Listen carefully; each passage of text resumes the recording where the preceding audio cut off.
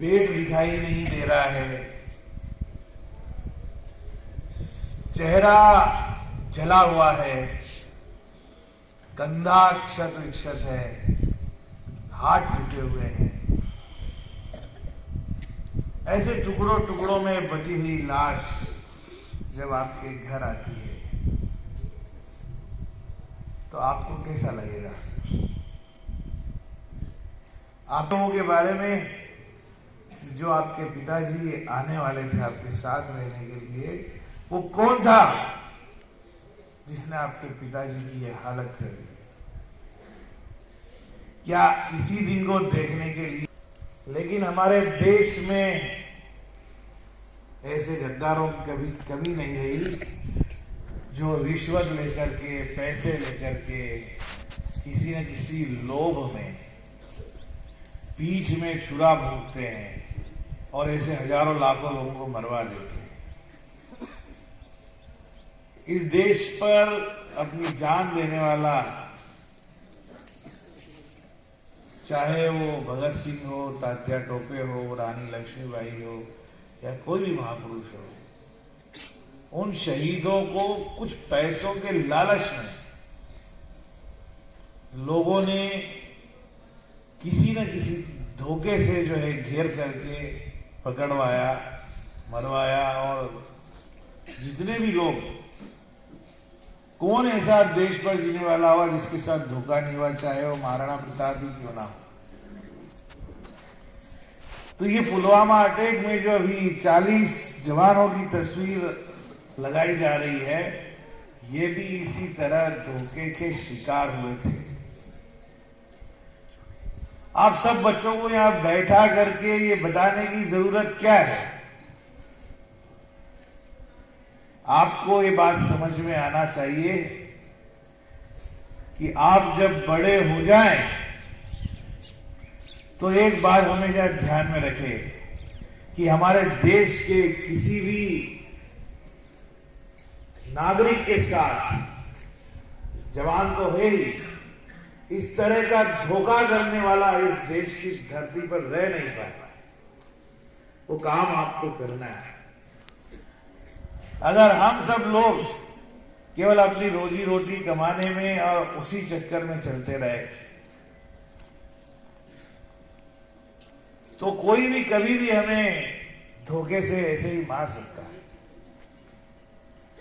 और एक बड़ी तकलीफदेह बात यह है कि हमारे देश में, मुझे बोलने में किसी भी मंच से कभी कोई इसमें शर्म नहीं आती है कि हमारे देश में ऐसे लोग नेता बन जाते हैं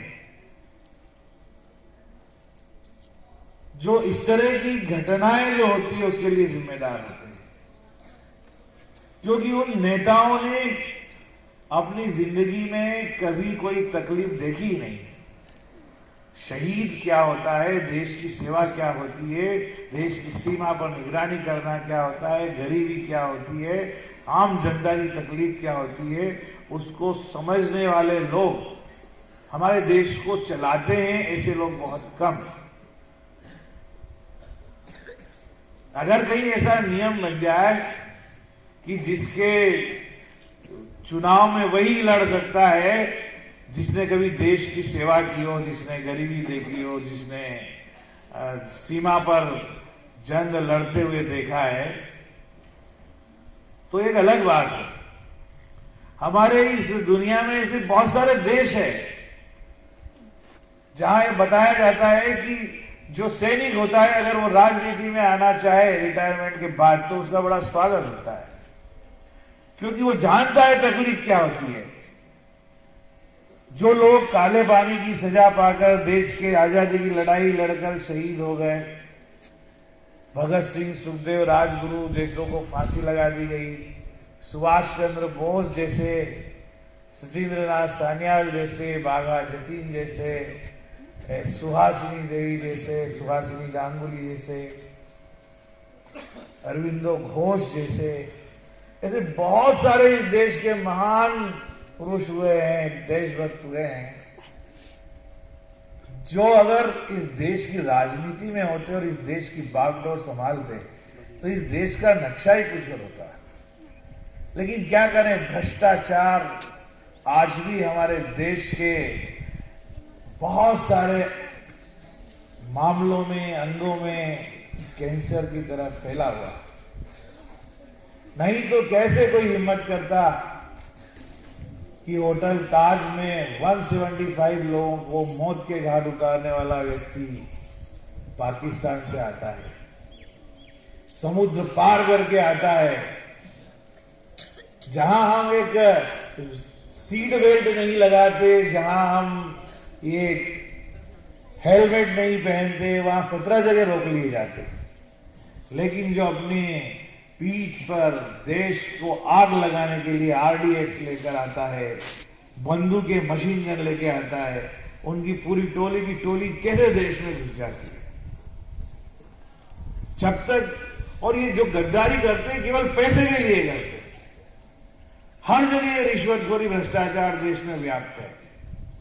अगर ये नहीं हो तो हमारे देश में जितने देशभक्त लोग हैं, हमारे देश की सेना जितनी वीर है, कोई नहीं कहेगा। हमारे देश ने जितनी भी लड़ाइयां लड़ी है, सिर्फ एक लड़ाई 1962 चीन के साथ भारत के युद्ध को छोड़ करके हम सारी लड़ाइयां जीते। और 1962 का भी कहीं ना कहीं वो हारने का कारण राजनीतिक था। हम अपने देश की सेना को दोष नहीं दे सकते। तो ये बड़ी तकलीफ वाली बात है। ये पुलवामा के जो शहीदों के छोटे छोटे चित्र अभी हमने इंटरनेट से निकाल कर लगाए हैं। मैं एक इस घटना का छोटा सा विवरण आपको बताना चाहता हूं। आप जानना चाहते हो कि ये जो घटना हुई पुलवामा की, इसका पता हमारे देश के NIA ने कैसे लगाया? कौन आदमी था जो दोषी था? किसकी वजह से ये सब हुआ? आप जानना चाहते हो क्या? कितने बच्चे जानना चाहते? Okay, hands down. मैं बता रहा हूं आप लोग। बेटा, जब ये तब तक भी कोई पता नहीं था। 14 फरवरी को मैं भी स्कूल में था उस समय, और अचानक पता चला घर जाते ही कि 3:30 बजे आज हमारे देश के CRPF की जो 40 जवानों की बस, उसके चिचड़े उड़ गए। मतलब इतना ज्यादा मात्रा में RDX विस्फोटक लाया गया था कि उससे जवानों की उंगलियां कहीं गिरी, टांग कहीं गिरी, सिर कहीं गिरा, और उसका मिला, उसका शायद मिला भी नहीं, कहीं किसी की हड्डियां दूर मिली। इतना भयंकर विस्फोट हुआ। और इस विस्फोट के ठीक थोड़ी देर बाद 2 मिनट 19 सेकंड का एक वीडियो वायरल होता है। और वो वीडियो पाकिस्तान में बैठा एक आतंकवादी अजहर मसूद के लोग रिलीज करते हैं। वो अजहर मसूद जो मर्द की औलाद है ही नहीं, नपुंसक है। क्योंकि उस अजहर मसूद ने इस देश की जेल में आजाद होने के लिए, जब आप लोग पैदा भी नहीं होंगे 89-90 की घटना है कि हमारे देश के कश्मीर के उस समय के जो मुख्यमंत्री नहीं गृह मंत्री थे भारत के, मुफ्ती मोहम्मद सईद, उनकी बेटी डॉक्टर रुबिया को हमारे यहाँ के कुछ आतंकवादियों ने किडनैप कर लिया। और फिर ये शर्त रखी कि वो डॉक्टर रुबिया को तभी छोड़ेंगे जब ये अजहर मसूद और इसके साथ के 36 लोग और छोड़ दिए जाए। तो वो ऐसा बताते हैं कि उस समय डॉक्टर रुबिया को छोड़ दिया गया और बहुत सारे लोग छूटे। बाद में शायद फिर से ये अजहर मसूद के दूसरे साथी छूट गए, लेकिन ये जेल में था। जब बीजेपी की गवर्नमेंट थी तब एक हमारे यहां से हवाई जहाज जैक किया गया। जो प्लेन जैक हुआ था, हाईजैक किया गया था, उसमें भी कुछ लोग मारे गए। और उस प्लेन को जब हाईजैक किया था तो उसमें भी ऐसे ही लोगों को छोड़ने की मांग की गई। तो जिन 14 लोगों को छोड़ा था 99 में, उस समय पाकिस्तान के इस आतंकवादी अजहर मसूद को भी छोड़ा गया था। हमारे देश के नेता लोगों को और हमारे देश के जो कानून है, उन लोगों की पता नहीं ऐसी क्या कमजोरी है कि सबूत होते हुए भी हम ऐसे खूंखार आतंकवादियों पर करोड़ों रुपए खर्च करते हैं, उन्हें पालते हैं जेल में। अगर उन्हें तत्काल उड़ा दिया जाए, ऐसे लोगों को सख्त से सख्त फांसी की सजा दी जाए या दे दी गई होती इस अजहर मसूद को, जिसको हमने कई सालों तक जेल में बंद करके रखा, तो ये पुलवामा की घटना नहीं होती। क्योंकि इसके लिए सबसे बड़ा जो जिम्मेदार आदमी है वो जैश-ए-मोहम्मद का वो कमांडर बना, और वो हमारे ही लोगों के द्वारा मरवाता है। जम्मू कश्मीर में एक 19 साल का लड़का जिसका नाम आदिल अहमद डार, वो उसका वीडियो था, जो ये बोलता है कि अगर तो अब मेरा ये वीडियो सुन रहे हो तो आपको पता चल गया होगा कि ये जो सुसाइडर बम था वो मैं था, जिसने अपने प्राणों का त्याग करके और हमने इतने लोगों को मारा है और हम और भी मारते रहेंगे, और वो इस्लाम के लिए ये काम कर रहा है और हिंदू धर्म के खिलाफ काम कर रहा है। इस तरह की बातें उसने कही। और उसने ये भी बोला कि जिस समय तक आपको एक खबर पहुंचेगी मैं जन्नत में ऐश कर रहा होगा। मतलब इनका ऐसे ब्रेन वॉश किया गया कि जो इस तरह के काम करेगा उसको जन्नत मिलेगी। अब इसकी जांच जब शुरू हुई, जैसे ही ये घटना घटी, इसके तुरंत बाद शायद राहुल नाम के एक एनआईए अधिकारी थे या रोहित नाम के, ध्यान एग्जैक्ट नहीं आ रहा है, वो जब वहां पहुंचे, देखो देश की, हमारे देश के इंटेलिजेंस का कमाल देखिए, कितनी जल्दी उन्होंने इन सब चीजों का पता लगा लिया। उन्होंने देखा कि ये जो विस्फोट हुआ है तो वो मारुति वैन के टुकड़े टुकड़े हो गए, और कोई भी बाइक हो या वैन हो, उसका जो चेचिस के नंबर होते हैं उससे एग्जैक्ट पता लग जाता है। लेकिन वो चेचिस के इंजन के सारे नंबर ग्राइंड कर दिए गए थे ताकि पता ही नहीं चले ये किसका है। लेकिन एक ऐसा उस मारुति को की बॉडी का टुकड़ा मिला जिस पर उसके बेज नंबर लिखे होते थे। आप कोई भी दवाई खाते हैं तो उस पर भी बेज नंबर लिखे होते हैं, हर चीज पे लिखे होते हैं।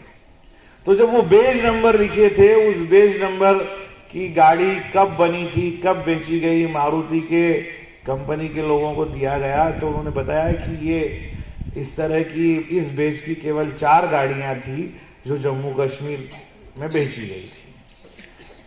तो जब चारों का पता लगाया तो पता चला कि एक गाड़ी 3 गाड़ी का तो पता लग गया, चौथी गाड़ी का पता नहीं चला। तो ये विश्वास हो गया कि यही चौथी गाड़ी होगी। अब इस चौथी गाड़ी को 9 मालिकों को, एक ने दूसरे को बेचा, दूसरे ने तीसरे को, तीसरे ने चौथे को, फिर लास्ट में सज्जाद नाम का एक व्यक्ति था, उसको ये गाड़ी बेची गई। और ये गाड़ी 2018 में बेची गई, और वो व्यक्ति भी 2018 में जम्मू के जैश-ए-मोहम्मद में भर्ती हुआ, और उसने इस विस्फोटक के लिए इसका उपयोग किया, आतंकवादियों को अवेलेबल करवाई, यहां तक पता लगा लिया गया। अब ये जो सज्जाद था, इसने जो गाड़ी इस्तेमाल की थी, इसकी जो अब गाड़ी है और विस्फोट हो रहा है, चला के ले गया हुआ तो चाबी उसी में लगी होगी। तो वो मारुति की जो चाबी है वो 100-200 मीटर दूर मिली, और वहां से कहीं हड्डी का टुकड़ा मिला। तो फिर जब टेस्ट किए गए फॉरेंसिक लैब में तो पता चला कि वो हड्डी जो थी वो उसी सज्जाद की थी, और वो जो चाबी थी वो उसी मारुति को की थी। अब ये तो पुष्टि हो गई, लेकिन ये हमला सज्जाद ने किया है, सज्जाद को किसने करवाया, और वो जो आदिल अहमद डार था वो इससे कैसे कनेक्ट हुआ, ये सब बात करने के लिए जब पता लगाया गया, और जम्मू कश्मीर में ऐसे जितने भी घटनाएं पिछले 2-3-4 साल में हुई थी, उन सारी घटनाओं की फिर से घटाला। तो पता चला कि कौन कौन डाउटफुल है, जिन जिन के नाम किसी न किसी बम विस्फोट में आए हैं, उन सब की धरपकड़ की गई। जब सबकी धरपकड़ की गई तो ये सज्जाद नाम का व्यक्ति भी किसी वहीं पर किसी घर में छुपा हुआ मिला और रात के 1 बजे उस पे धावा बोला, ये पकड़ में नहीं आया। खूब गोलीबारी हुई, हमारे एक जवान शहीद हुआ और जवान शहीद होने के साथ साथ ये भी मारा गया। ये जब मारा गया तो वहां से एक सैमसंग का और इन्होंने एक आईफोन, दोनों को सोचा कि मरने से पहले से नष्ट कर दिया जाए, तो उसे कूच काच के तोड़ ताड़ के फेंक दिया। वो एनआईए के हाथ में लगा। अब जब उसको बताया गया तो जम्मू कश्मीर की साइबर सेल ने हाथ ऊंचे कर दिए कि इससे कुछ भी पता नहीं चल रहा है, हम इसमें कुछ भी नहीं कर सकते। फिर इंडिया की एक और बड़ी जो वो पता लगाने वाली डाटा रिकवर वाली कंपनी, उसमें जब एनआईए ने ये आईफोन और सैमसंग का फोन दिया तो उससे बहुत सारी जानकारी निकली। उन्होंने करीब 16 घंटे की वॉइस रिकॉर्डिंग निकाली। 126 जीबी के बहुत सारे ऑडियो वीडियो फोटोग्राफ्स उस फोन से मिले। ये मैं इसलिए बता रहा हूं कि आप कितने भी व्हाट्सएप मैसेज कर लो, कितनी भी गलत बातें कर लो, कितनी भी होशियारी कर लो, आप बेवकूफ नहीं बना सकते। आपकी एक एक चीज सामने आ जाएगी और आपको तोड़ दो उस मोबाइल को तो भी कुछ नहीं कर सकते, है ना। और फिर सैमसंग कंपनी ने यह बताया कि कौन से आदमी ने इसको खरीदा था और आईफोन, वो आईफोन जो था वो 74,000 में इसने किस आदमी ने खरीदा था, ये बताया। जब ये पता चला और घर के बहुत सारे एड्रेस निकले तो एक इंशा नाम की लड़की थी, उसके घर गए। उसके घर पे पता चला कि कोई उसका इदरीस नाम का बॉयफ्रेंड है और वो आतंकवादी है। और वो जो इदरीस नाम का है वो ये सारी चीजें जब पता चली तो उसका एक व्हाट्सएप ग्रुप का पता चला। व्हाट्सएप ग्रुप में पता चला कि ये किसने, ये कैसे हुआ पुलवामा अटैक, ऐसी कुछ बातें हो रही थी। तो उसमें जिलेटिन वगैरह की छड़ों का एक फोटो भेजा गया। कैसे बम बनता है, क्या है, ये सारी चीजें जब उसमें हुई तो जो लोग ये बात कर रहे थे, और उसमें ये था कि उसके ये अटैक होने के पहले उस व्हाट्सएप ग्रुप में ये चर्चा हुई कि कौन ऐसा है जो ऐसे हमले को अंजाम देने के लिए फिदाई ग्रुप में शामिल हो सकता है। तो ये आदिल अहमद डार जो था, इसने उसमें कमेंट्स किया कि मैं इसमें शामिल हो सकता हूं, और इसका ब्रेन वॉश किया गया उस इदरीस नाम के व्यक्ति ने और कांटेक्ट किया। और जब वो सारी चीजों का जब पता चल गया और जब पुलिस वहां पहुंची तो उसने, इंशा ने हमारे देश की इंटेलिजेंस एजेंसी को बेवकूफ बना दिया कि मैं तो जानती ही नहीं, कुछ लोग आए थे और हमको बंदी बना के और जबरदस्ती यहाँ पे रहे, और जब वो रहे तो मैं कुछ भी नहीं कर सकी, और ऐसे वैसे उसने बहुत सारी बातें बताई। लेकिन उस फोन में जो चैटिंग हुई थी, उस फोन में एक फोटो था कि वो जो इदरीस नाम का है, एकदम नाम ध्यान नहीं आ रहा है, उसके साथ ये इसकी गर्लफ्रेंड थी और इंशा, और इसका बंदूक के साथ एक फोटो था। और वो फोटो जब उसको और उसकी चैटिंग को दिखाया गया तब उसको मजबूर होकर के सारी कहानी बतानी पड़ी। उसके घर में एक काली सी अलमारी थी, उस अलमारी के सामने बैठ करके उस आदिल अहमद डार ने वो वीडियो बनाया था, जो वीडियो हमें पाकिस्तान से आया था। अब देखो तार कहां से कहां जुड़े। वो घर भी ढूंढ लिया, वो जगह भी ढूंढ ली जहां से वो वीडियो बनाया गया। फिर बाद में पता चला, हमारे देश की इंटेलिजेंस को मानना पड़ेगा कि ये जो लोग आतंकवादी पकड़ाए थे, इनमें से एक इन्हीं के ग्रुप का एक आतंकवादी था। तो उसको हमारे देश के एनआईए के जो हेड है वो दिल्ली ले गए, और दिल्ली ले गए, जेल में कई दिन तक रखा, उसको खिलाया पिलाया उसको। लेकिन आतंकवादियों से सच उगलवाना मुश्किल ही नहीं, नामुमकिन होता है। ये मर जाते हैं, अपने आप को उड़ा देते हैं। कई लोग 0.01% भी सच्चाई नहीं बताते, लेकिन कहते हैं ना कि और एक 19 साल 26 साल के बच्चों को उन्होंने इस तरह का बना दिया। वो क्या जाने की दुनिया क्या है, उन्हें कुछ मालूम ही नहीं। कुरान की कुछ 4-5 आयतों के अलावा कुछ भी उस आतंकवादी को पता नहीं था। लेकिन हमारे देश के एनआईए के हेड ने उसके साथ सिंपैथी भरा व्यवहार किया।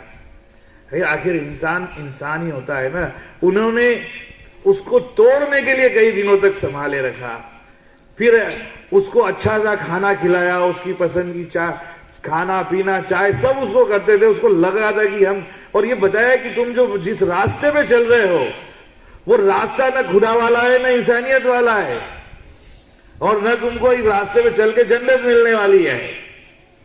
और बहुत सारे इस देश के ऐसे मुस्लिम लोगों के उदाहरण बताए जिन्होंने इस देश के लिए जान दे दी।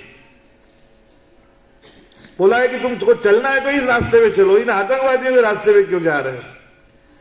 उनको धीरे धीरे हमारे एनआईए के हेड के प्रति विश्वास होने लगा, और विश्वास और तब बढ़ गया जब उस आतंकवादी को अपनी मां की याद आ रही थी, वो रो रहा था।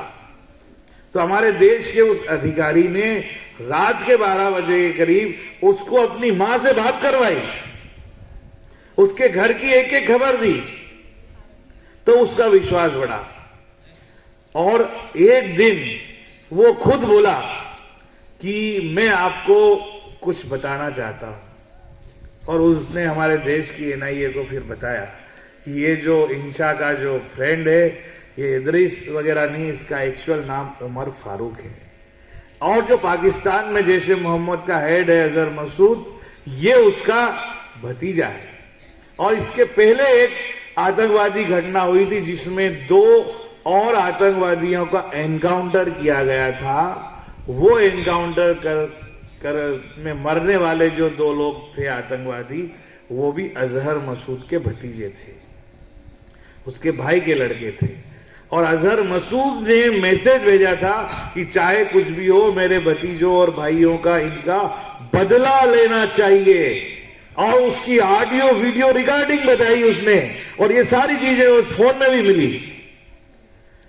फिर पता चला कि उसने हमारे ही देश के पुलवामा में रहने वाले ऐसे 3-4 लोगों को पैसे के दम पर तैयार किया, और अमेज़न से एल्यूमिनियम का पाउडर खरीदा, वहां की लोकल दुकान जो खाद की होती है वहां से अमोनियम नाइट्रेट खरीदा।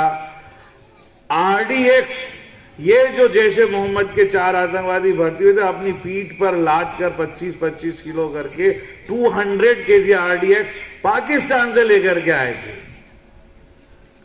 और ये सारी चीजें जब एक हुई, फोन से जब पता चला, अमेज़न ने वो किसको सप्लाई किया था, अमेज़न ने सारे एड्रेस दिए, सारी चीजें दूध की तरह क्लियर हो गई। दूध का दूध और पानी का पानी हो गया कि किस तरह से। अब बताइए, जो लोग इस्लाम के नाम पर इस देश में आतंकवाद फैला रहे हैं, तो फिर वो अगर अपनी कौम के लिए लड़ रहे हैं तो ये बदला अपने भतीजे के लिए क्यों लिया गया। आखिर है तो उनको भी, उनके बच्चे को तकलीफ होती है तो उनको भी तकलीफ होती है, उनका भाई भतीजा मरता है तो उनको भी तकलीफ होती है। हमारे 40 जवानों को मार दिया गया धोखे से, और ये धोखे से मारते आ रहे हैं 1990 से लेकर के आज तक। तो क्या इन जवानों के बेटियों को जो प्राइमरी में पढ़ते थे, जिनका पिता शहीद हो गया, जिसकी पत्नी विधवा हो गई, और मजे की बात है कि उस अटैक में जो विधवा हुई थी एक शहीद की पत्नी, उसका बेटा अभी करीब 22 साल का होकर के वापस में वो भी सेना में भर्ती हुआ, और अपनी मां को उसने सैल्यूट किया। अब बताइए कि कैसी भावनाएं हमारे देश के जवानों की और इनके बच्चों की। शहीद होने के बाद भी हमारे देश के सिपाहियों के बच्चे बड़े बड़े अधिकारी बन के वापस सेना में देश की सेवा करने के लिए आते हैं। काश ऐसी भावना हमारे देश का कानून बनाने वाले, इसको चलाने वाले नेताओं में होती। इन नेताओं ने कभी अपनी औलाद को भर्ती किया होता तो वो तकलीफ जानते कि एक जवान की, उसके परिवार की, और पीठ पर गोली खाने की तकलीफ क्या होती है।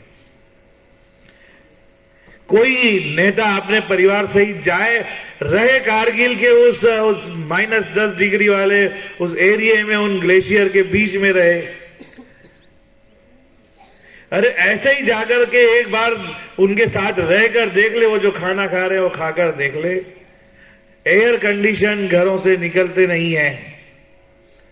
हमारे यहां एक मंत्री थे बंसल करके, कांग्रेस के, जो भी पार्टी हो, उनके घर में जब पता लगाया बिजली के बिल का, तो कभी बिजली का बिल भरा नहीं, और 46 एसी उनके बंगले पे लगे हुए, 46 एसी। हमारे यहां देश के जैसे अभी जो आर्मी बेस पानागढ़ में कर्नल और जेसीओ को भी घर में एसी लगाना हो तो परमिशन लेना पड़ती है। और किस तरह से हम लोग यहां रहते हैं, किस तरह से देश के लोग रह रहे हैं। तो इस एक कहानी से ये तो स्पष्ट पता चल जाता है कि इस देश में जो भी ये आतंकवादी घटनाएं होती है, विस्फोट होते हैं, आपने देखा होगा। और इसमें बिल्कुल कहने में मुझे कोई नहीं कि जब से नरेंद्र मोदी जैसा व्यक्ति प्रधानमंत्री बनकर इस देश में आया है, तब से आम आदमियों को मारने वाली विस्फोटों की घटनाएं लगभग बंद हो गई है। मुझे नहीं लगता कि कौन सी ट्रेन में 400-500 लोगों को उड़ा दिया गया जो पहले मारे गए थे, कौन से मंदिर पे हमला करके मारा गया कई लोगों को, कौन से सरोजनी नायडू नगर में जब हमला हुआ था वो दोबारा हुआ हो। और जितने भी जम्मू कश्मीर के ऐसे आतंकवादी थे, ये करोड़ों अरबों रुपए का बिजनेस करने वाले, और इन सब आतंकवादियों के बच्चे कोई लंदन में पढ़ते हैं, कोई ऑस्ट्रेलिया में पढ़ते हैं, कोई कनाडा में पढ़ते हैं, पता नहीं कहां कहां से डिग्रियां लेते हैं। अपनी जान प्यारी होती है। कोई धर्म नहीं होता जिसके लिए लड़ा जाए, और धर्म लड़ने की शिक्षा भी नहीं देता। तो जो आतंकवादी होता है उसका कोई धर्म नहीं होता, उसका केवल अपना परिवार होता है, और वो भी उस परिवार के लिए वैसे ही जीता है जैसे हम जीते हैं। हम चाहते हैं हमारे बच्चों को अच्छी शिक्षा मिले, हम चाहते हैं हमारे घर में सब सुख सुविधा हो, और हम चाहते हैं हमारा भी बच्चा आगे बढ़े, और हम चाहते हैं हमारा भी बच्चा विदेश में जाकर पढ़े। वैसे ही आतंकवादी भी होते हैं।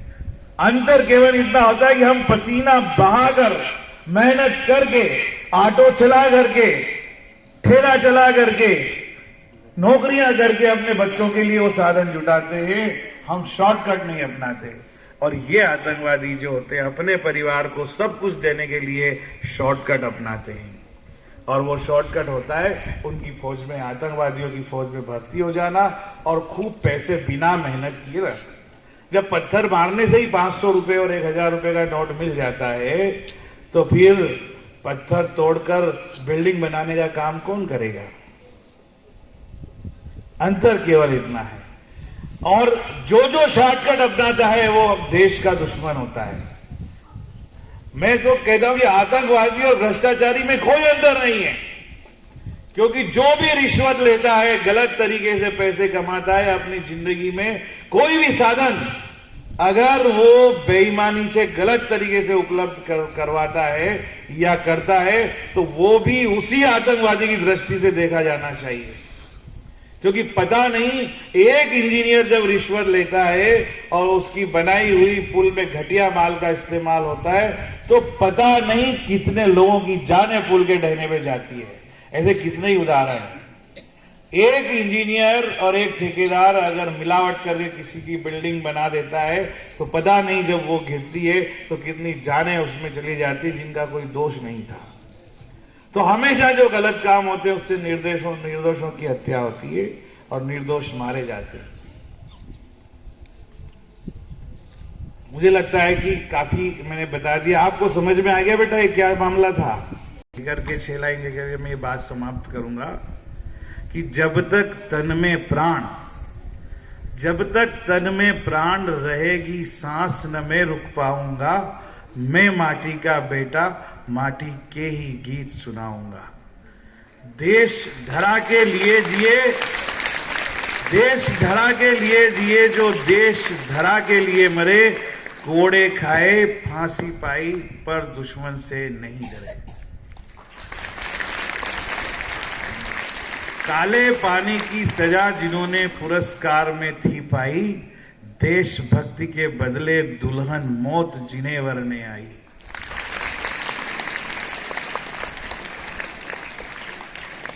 ये भारत मां के वीर सपूत इसलिए खून में नहा गए, खुश रहे देश के वासी हम, इसलिए खून को बहा गए। इन खून बहाने वालों की गाथा जन जन तक पहुंचाऊंगा। मैं माटी का बेटा, माटी के ही गीत सुनाऊंगा। धन्यवाद।